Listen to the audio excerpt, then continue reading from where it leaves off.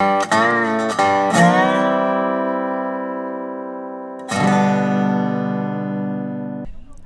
morning and welcome to Coffee with Craig, where we talk about all things firearms, firearms policy, politics, culture, media, you name it. We're talking about it right here on Coffee with Craig. So please take a moment, like and share the program, and let your friends know this is the place to be every morning. Also, subscribe to our YouTube channel and follow us on Facebook so that, in both cases, hit the notification button so you can get the alerts as soon as we go live. Also, visit FPCgear.com. That's FPCgear.com, the best place to go to get all of your Pro 2A swag. The best part is, every dollar that you spend goes right back into the fight for our right to keep and bear arms. So you can support the Second Amendment and you can look good doing it. That's FPCgear.com. Once again, I'm here. I'm in Washington, D.C. I'm at the 2A, Rally for Your 2A Rights on the Capitol lawn.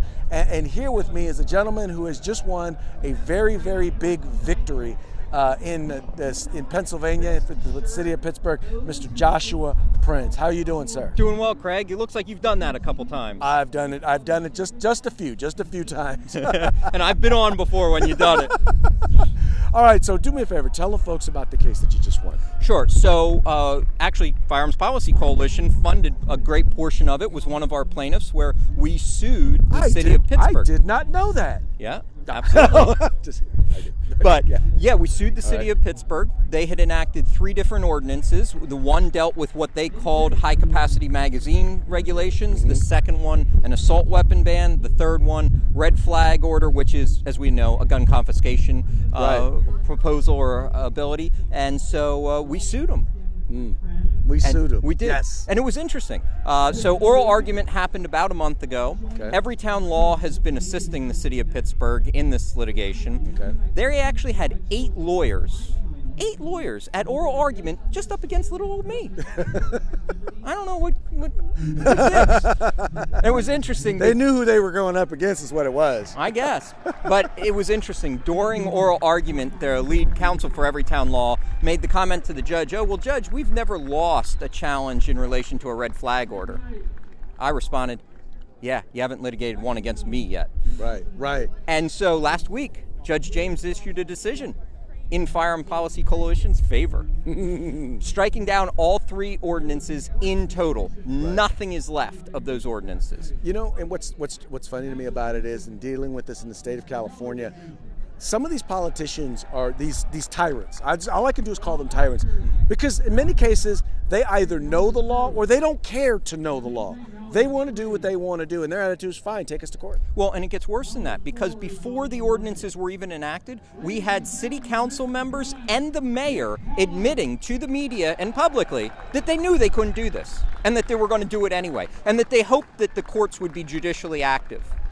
Well, so the thing that frustrates me is I think that when someone knowingly passes a law that they know is unconstitutional, that they know is against the law, there ought to be some sort of a penalty that those politicians pay. You're absolutely right. And that's why I'm supporting House Bill 1066. That's 1066 in the Pennsylvania General Assembly. That would actually allow for attorney's fees and costs in a situation where a municipality violates our state preemption statute. So we're really hoping that that'll pass and that it'll become law in short order. But I also want to let the listeners know about an issue that arose this week in relation to Pittsburgh. Okay. Came out, I received information that the Mayor Peduto, as well as the Allegheny County Chief Executive Fitzgerald, were actually conspiring to file an ethics complaint against Judge James for complying with the law. What? Yeah. They were actually going to take steps to try and unseat Judge James. And so I received the information from a source that I can't disclose, and we published a blog about it.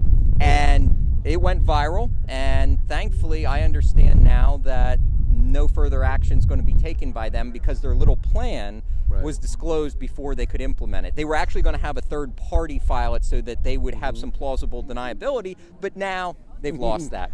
All right, so sorry guys. No, so here's the question. Is this fight over?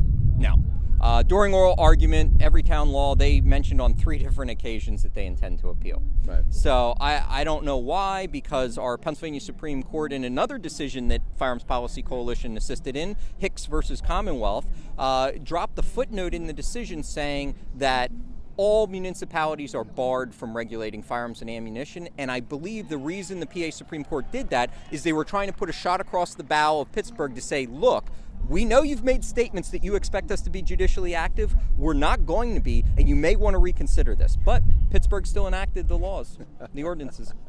All right, so now you do a lot, aside from being an excellent attorney, you also do a lot of writing and commentary and to really help people to understand firearms law and firearms policy. Where can folks read that? So we maintain a blog at blog.princelaw.com. Again, that's blog.princelaw.com. We publish all the major issues. When I testify in front of the Pennsylvania or U.S. Senate or other entities, we publish it there. When there's any big cases that come down, we post about them. So that's really the best resource for anyone who's trying to figure out what's going on in Pennsylvania or federally. Excellent. Thank you so much for all that you do. Thank you for coming out and supporting, and you did a fantastic job speaking at the event today. And just, thank you for supporting and working with the Firearms Policy Coalition. Absolutely. Thank you, Craig. All righty. Hey, everybody, that's going to be it for today's Coffee with Craig. We appreciate you guys tuning in. We also appreciate you guys liking and sharing the program and telling your friends about the Firearms Policy Coalition. We are the home in the fight for civil rights. Got to use them or you're going to lose them.